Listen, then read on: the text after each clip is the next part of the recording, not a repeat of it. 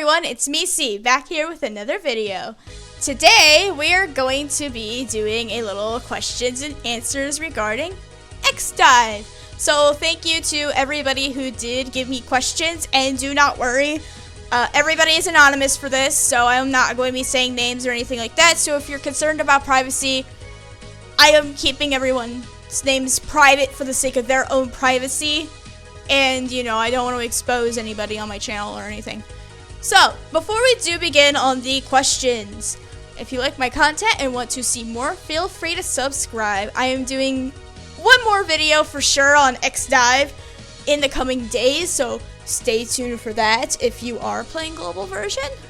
And, as always, check the links in the description for my Twitter and a Discord server. We'd love to have you on my server, especially since, you know, XDiVE just came out this week, and if you have any questions, it's the perfect place to go. So, anyways, while I do my dailies, or well, attempt to do my dailies, let's talk about my questions that I have. So, question number 1. How skill-oriented is the game? So, this game is very much like a Mega Man game. So, if you're familiar with a Mega Man game, it's basically jump and shoot. Jump and shoot. That's literally what it is. That's literally all it is. So if you're used to platforming, you should be right at home. This should not be a problem for you. So you shouldn't be having too many issues in PvE. PvP doesn't also really require skill. I will be talking about that in a later video in the future, so look forward to that when we get to that. So, basically for PvE, you can clear with just fine with low rarity units, just you need to know their kits. You need to know the character's kits and how they work for order to do this. But I think anybody is viable in PvE, which is a great thing. So say you like Axel, for example. You could clear the entire fucking story with base B rank Axel. If you wanted to. Would I recommend it? I don't know exactly. Honestly, this is more of a game where you play your favorites. This is more of a game where you pick your favorites and play as them. So this game is just, it's more of like getting to the end of a stage and getting your 3-star clear. Because if you get your 3-star clear, as we see, let's use story chapter 4. So see, I have a 3-star rank here. And I could click on skip times 10 and, you know, do this auto stuff, which will be helpful for doing research or if you're trying to do stuff with your chips or whatever you're trying to do. This is very, very helpful for you later down the road. For PvP, there is a meta, but right now in global, we are super duper limited in what we are able to do. Ooh, I leveled up right there, cool. We are very, very, very limited in what we are able to do. So, basically just go into PvP with any character you want right now because we are very restricted on what we can do right now. So, yeah, you can honestly win with anybody in PvP and PvE. It is very open-ended. It is a very play with your favorites game. There is a meta per se, but again, as I've said, we are very early in the global version, so I can't exactly per se anything. So, question 2. I'll do this one. No, I'll do that for another little bit of a longer question. So, question number 2. Which characters are in the game? So, as the name implies, there is Mega Man X characters, as you can see. It's like I have Zero as my character right now. There's like X, there's Axel, there's Palette, there's Sigma even. You can play as Sigma. Yeah, I actually have him on my Taiwan account, so yeah, you can play as Sigma, which is kind of neat if you like Sigma. But we're not just limited to the X series characters. If we scroll down a bit, you can see like Proto Man and normal Mega Man. From the classic series, you see Leviathan, you see CL from the Zero series, and you see like Tron Bonne, and I think if we scroll down a bit more, there's Roll Casket, there's Volnut. So there's a lot of representation from the entire Mega Man series here, except for Star Force, because I know Battle Network is also in this game, because, you know, there's 2 bases from Battle Network in here, so there's a lot of representation that way. So if you're not the biggest fan of the X series, do not worry, because there is representation here. Like, say you like the Legend series, then like whenever you unlock Roll Casket or Trombone, you can play as them instead. But again, right now we are very, very limited in what we can do, because this is the very beginning of the global server, so there's not a lot to do per se. So question number 3, let's go to the capsule and check this out. I'm not summoning on this, just so before everyone freaks out, I'm not summoning on this. So as you can see, the rates for S rank characters, which is like your equivalent to like a 5-star in like Dragalia Lost or something, is 3%. 3% in Taiwan and Japanese versions of the game per se, if you're playing those. The base rate is 4%, so basically the same as like Dragalia Lost, and I think Konosuba Fantastic Days. I'm only mentioning that because the game just came out, so there's another comparison. And the DiVE Festival rates, which is like our equivalent to like a gala or a Dokkan Festival, they're 6%. So Taiwan and Japanese has the same rates as like Dragalia Lost for their stuff, but we are behind, but we do know like eventually the rate will go up. So if you are worried about that, do not worry, the rate will go up eventually.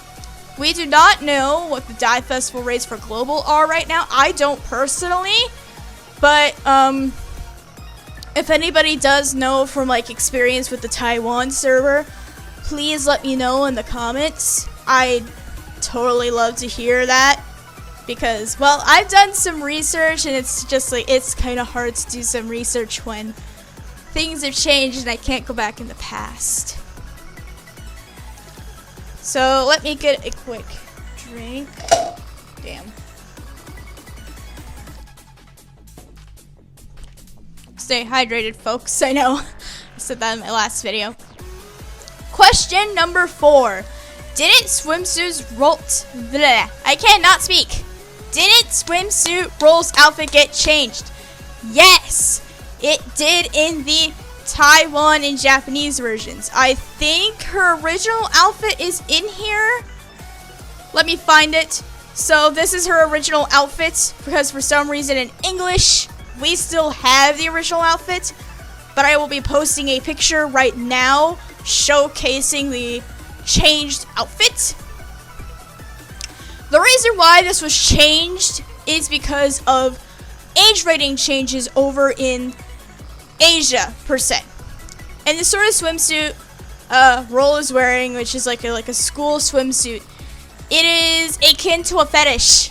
Yeah, it's akin to a fetish, which is why it had to be changed to keep the age rating down to be like E10 plus or whatever. So this fetish isn't really that much of a thing in the West. So I can't exactly say if Nebula Joy is going to be changing the model, because they do have access to all the assets in this game, like the character art and the models per se and all that. We just do not know. But right now, Roll is not available. Swimsuit Roll is not available, and so we will not be able to see this until next summer. So 2022 or 2022. Whatever suits your fancy for saying that. So I'm going to be doing my arena matches for these next few ones. So I'll be AFKing those while we do that. So you'll see me lose a bunch, but I don't really care. Question number 5. Do the channels mean anything? So when you first logged into the game, it asked you to put in a channel, which is basically like where you're going to be. No, these channels do not exactly mean that much. This basically is like, I don't know, the server you're on for the select game you're on. So basically everybody's playing the same game, so regardless if you pick Highway, Factory, or the Gallery channels, you're all playing the same game. The only difference is you'll be interacting with different people depending on the channel you are in. So the player base will be a little bit different, per se. But it does not make or break your experience with the game, in my personal opinion. The only thing you should really keep in mind for this is on the Taiwan and Japanese versions when the Monster Hunter Rise collab came out, which I did show off in a previous video as well. The only thing we really needed to do the channel stuff for was a pre-register bonus for that event, but that's really the only thing we needed to do for it. Question number 6. When is reset for global? So, reset for the global servers of this game is 4 a.m. Eastern, 1 a.m. Pacific. I will say it again. 4 a.m. Eastern time and 1 a.m. Pacific time. So basically in the US, that means 4 a.m. on the East Coast and 1 a.m. on the West Coast. So for me, I don't live in those times. I live on Central Time. I'm not disclosing my location, I'm just saying for reference my time zone. Reset for me is 3 p.m. Taiwan reset is 4 p.m. and 1 p.m. respectively for those time zones. So the funny thing about this is the reset for both versions of the game is 12 hours apart, which I think is kind of hilarious. Question 7. Do armor enhancements transfer between armor sets? Yes, they do. So when you enhance your armor, you get little stat buffs to that. When you enhance your armor, it is a permanent upgrade. So say you get to level 30 armor, because right now a lot of people are on like the level 20 armor, for example. So once you unlock level 30 armor, you are able to go ahead and have those stat boosts that you got from your last armor increase stay the same. So depending on if this is a basic or premium version, the base stats of your armor will change. That's the only difference. It is more of like a stat thing. That's the only thing. So all your enhancements will transfer as you get better armor, increasing as you play the game. The only thing is like the base stats of your armor are going to be slightly different. So, question 8. What should I focus on in terms of upgrading? I will talk about this a little bit more in my tips and tricks video. That's like the next video I want to do for this game. So, I will give like a little bit of a more basic answer for this. So, right here, as you can see, there's your power. Actually, if you didn't know this, you can click on your power and you can check and see how well you are doing, like upgrading wise. And you'll get a letter grade based on how well you've been upgrading. So like for my main weapons, my bad, I have a double S, which means I've been doing a good job at upgrading those. And then I have a C on my chips. I'm not very good at keeping my chips upgraded, so that's gonna be a common theme right now. So my personal recommendation for this is, if a category is B rank or below, so like for exactly my chips, try to see what you can upgrade in that category specifically to help you push. Because I know people are kind of worrying like, hey, how do I increase my power to open up new story stages? Be sure to check this, because this will be your key to getting a lot of stuff done and unlocking more access to stuff. Question number 9. What is the best way to tackle stage events, or like the event stages? So let's go over to the events. So right now we have an event for Storm Eagle where you can get his memories for the chip. So my personal recommendation, do not skip the event stage. Do not touch skip dive at all. Pretend that's not there. go in every day and do the actual event stage. So right here, go in here, pick whatever EP you want to use, and then, you know, do the event stage as normal every single day. You do not skip it unless you are close to done with like the event rewards, then you can skip it. Do not do this. If you actually do the event stage, you will get more rewards, which will cut down on your grinding in the long run, so you won't have to spend as much time doing this event. Which I know some people may not like, but it's still like, if you want your rewards fast, this is the best way to do it. Especially since this is a really good first event actually for Global, because Storm Eagle is one of the best chips in the game. Because you get Storm Tornado, and if you've played the original Mega Man X, oh, you know how good Storm Tornado is. Anyways, final question, and this is a funny one from a friend of mine, so you know who you are. He asked me for question 10, why is Zero the greatest character ever made? He's hot as fuck. Do I need to explain more to ya? Huh? Do you want me to like give you all a TED Talk? No, I'm not here to give you a TED Talk on that. If you don't know, well, check my Discord server. I think you probably get why by then. It's a big meme. It's a big meme. And yes, I feel a little embarrassed saying this on YouTube, but I don't care anymore.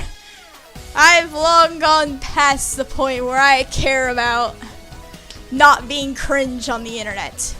Anyways, those are all my questions that were given to me, so thank you all again for giving me your questions, and I will see you all next time where I will be doing a tips and tricks video. So as always, I will see you all next time.